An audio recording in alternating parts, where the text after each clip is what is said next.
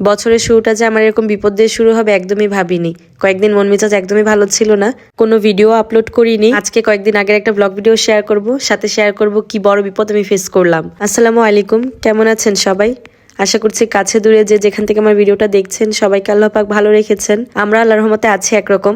ভিডিওটা আমার বোন যখন বাড়িতে ছিল তখনকার, ওরা এর মধ্যে সবাই ঢাকায়ও ফিরে গেছে, কিন্তু এই কয়দিন আমি আসলে কোনো ভিডিও আপলোড করিনি।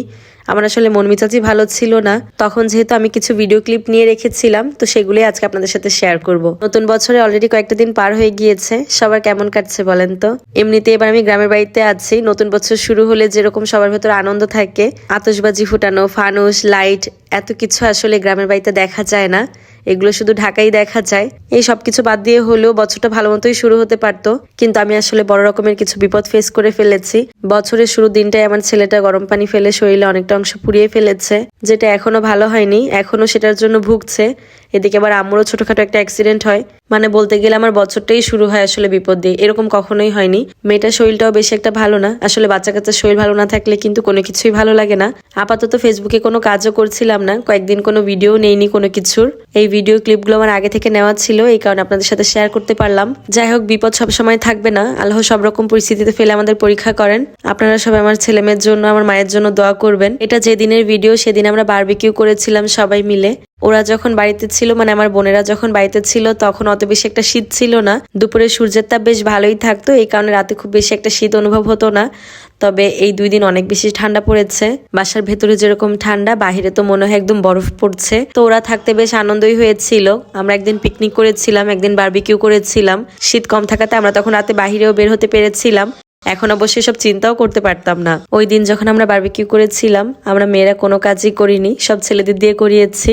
মুরগি কাটা, মেরিনেশন থেকে শুরু করে যা যা লাগবে, মানে যাবতীয় সব কাজ ওরাই করেছে। 2টা মুরগি আনা হয়েছিল, আমরা মোট 10-12 জনের মতো ছিলাম।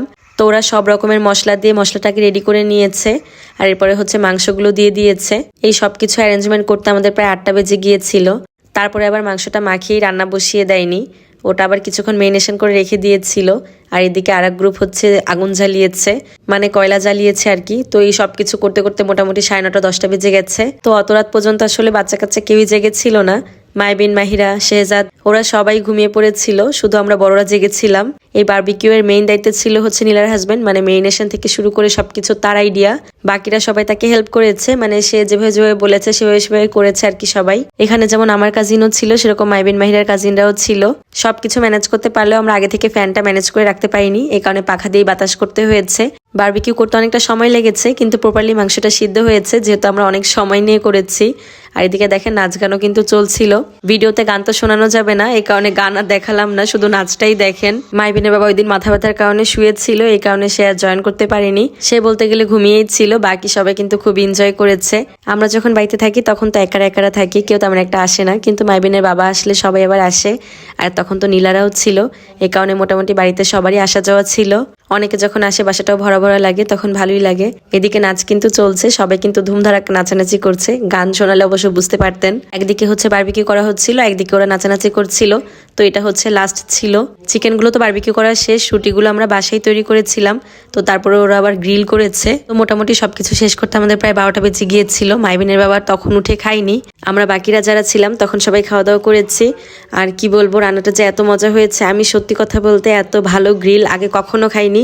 টেস্টটা এত পারফেক্ট ছিল, সব মিলিয়ে দারুণ হয়েছিল। ভিডিওটা আজকে এখানেই শেষ করে দিচ্ছি। ভালো লাগলে একটা শেয়ার করে দিবেন। সবাই ভালো থাকবেন, আল্লাহ হাফেজ।